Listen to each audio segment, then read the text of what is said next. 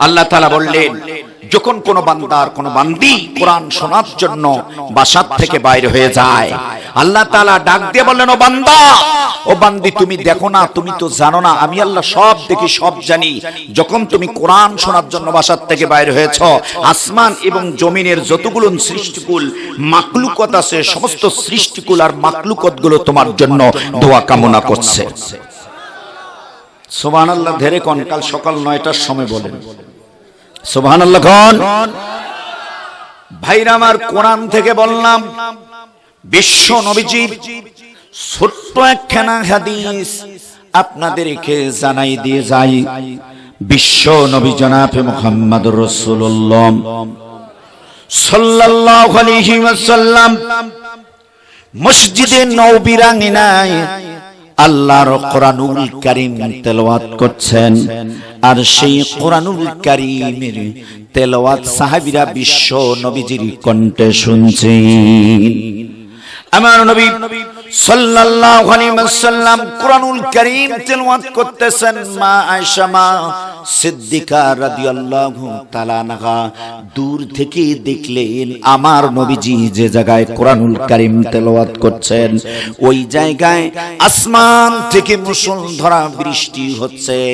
সেই বৃষ্টির মাঝে ভেজে ভেজে আমার নবীজি কোরআনুল কারীম তেলাওয়াত করছেন, আর ভেজে ভেজে সাহাবীরা বিশ্ব নবীজির কণ্ঠে কোরআনুল কারীম শুনছেন।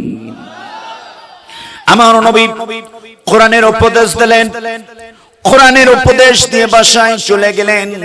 মা আয়েশা মা সিদ্দিকা রাদিয়াল্লাহু তাআলা আনহা ডাক দিয়া বললেন, ইয়া রাসূলুল্লাহ, ইয়া হাবিবাল্লাহ, আমার বেয়াদবি মাফ করবেন। আমি দেখলাম মসজিদে নববীর আঙিনায় যখন কোরআনুল কারীম তেলাওয়াত করছিলেন, আসমান থেকে মুষলধারা বৃষ্টি হচ্ছে, সেই বৃষ্টির মাঝে ভেজে ভেজে কোরআনুল কারীম তেলাওয়াত করছেন।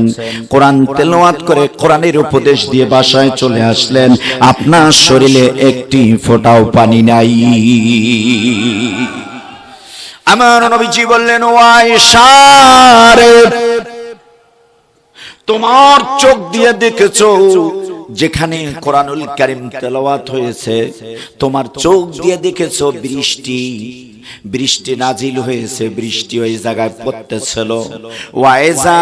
ওয়াইশা ওই জায়গায় বৃষ্টি পড়ে নাই, ওই জায়গায় বৃষ্টির মতন আল্লাহ সাকিনা রহমত বরকত নাজিল করে দিয়েছিলেন। আমার নবীজি ডাক দিয়ে বললেন, ও আয়েশা রে, তুমি সাক্ষী থাকো, তুমি সাক্ষী থাকো, কিয়ামতের আগের দিন পর্যন্ত আমার উম্মতরা কোরআনের মন সেজে সেজে যখন কোরআনুল কারীম তেলাওয়াত করবে, কোরআনের উপদেশ দেবে, আমি নবীজির আদর্শের উপর আলোচনা করবে। ও আয়েশা, তুমি সাক্ষী থাকো, আল্লাহ ওই জায়গাটা সাকিনা রহমত বরকত নাজিল করে দিয়া ওই জায়গাটা আল্লাহ বিষ্টন করে রেখে দেবে। আর সরে বলেন সুবহানাল্লাহ। এই হাদিসের প্রতি আপনাদের ঈমান আছে? আছে আছে আছে। যদি ঈমান থাকে, মুসলমানের ঘরে যদি সন্তান হয়ে থাকে, তাহলে রোডে ঘাটে দোকানপাটে কোনো মুসলমানের সন্তান থাকতে পারে না। এই জায়গায় এসে বসি পড়ুন, আর আল্লাহর সাকিনা রহমত বরকত নেন, জীবন পরিবর্তন হয়ে যাবে। কথা বলুন ঠিক কিনা? আলহামদুলিল্লাহ। কিন্তু আসলে ওখানে কি মহিলা ভলান্টিয়ার নাই? মহিলা মা বোনেরা প্লিজ, আলোচনায় ডিস্টার্ব হলে সমস্যা হয়ে যায়। ও মা বোনেরা, খাদিজার উত্তরসূরি, মেহেরবানি করে আপনারা চেপে চেপে বসি পড়ুন, হট্টগোল না করে। দ্বিতীয়বার আর এই চেপে বসার জন্য স্লিপ আমাকে দেবেন না। আলহামদুলিল্লাহ বলি। আমার ভাইরা, এমএস নষ্ট হয়ে যায়, আলোচনা ছাড়লাম কোথায়, ধরলাম কোথায়? কথা বলেন আমার ভাইরা। ভূমিকায় তেমন কথা নেব না, তবে একটি কথা না বললে নয়। এই রহমত বরকত সাকিনা বৃষ্টির মতন যে জায়গায় নাজিল হতো, সেই জায়গাটা নষ্ট করার জন্য কিছু কুলাঙ্গার কৃত মানুষ আমাদের বাংলার জমিনে কিছু ছিল। আমার নবীজি যেখানে কোরআনের দাওয়াত দিতেন, আমার নবীজি যেখানে কোরআনুল কারীম তেলাওয়াত করতেন, সেই জায়গাটা ভণ্ড করার জন্য, সেই জায়গাটা নষ্ট করার জন্য আমার ভাইরা আবু জাহিল, উতবা, সাইবা, ওলীদ ইবনে মুগিরা ঢোল, তাবলা, হারমোনি ইত্যাদি দিয়ে বাজিয়ে কোরআনের কণ্ঠকে রোধ করতেছে।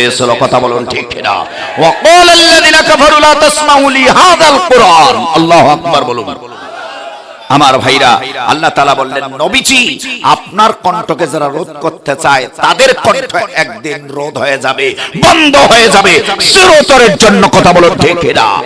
আবু জাহেলের কণ্ঠ যেমন করে বন্ধ হয়েছে, ঠিক আবু জাহেলের নানি যারা ছিল, গোষ্ঠী যারা ছিল, এই কোরআনের মাহফিল যারা করতে দেয় 44 ধারা দিত, আমার ভাইরা আল্লাহ তাআলা তাদের কণ্ঠকে আবু জাহেলের যেমন কণ্ঠ বন্ধ হয়ে গেছে, ঠিক আল্লাহ তাআলা এদের কণ্ঠ আল্লাহ বন্ধ করে দিয়েছে, এদের খোঁজ পাওয়া যাচ্ছে না।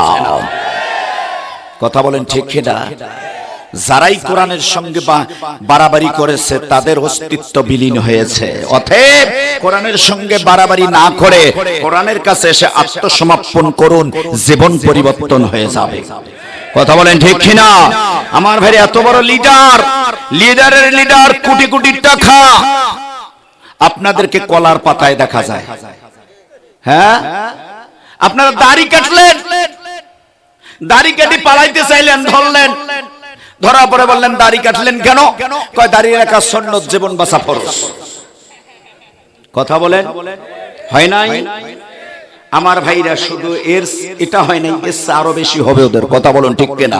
যদি পরিবর্তন হয় ভালো কথা, আর পরিবর্তন না হলে আগামী দিন 70 গজ মাটির নিচে গেলে ওদেরকে টান দিয়ে বাইর করে এনে ওদেরকে আবার নতুন করে সাইজ করা হবে।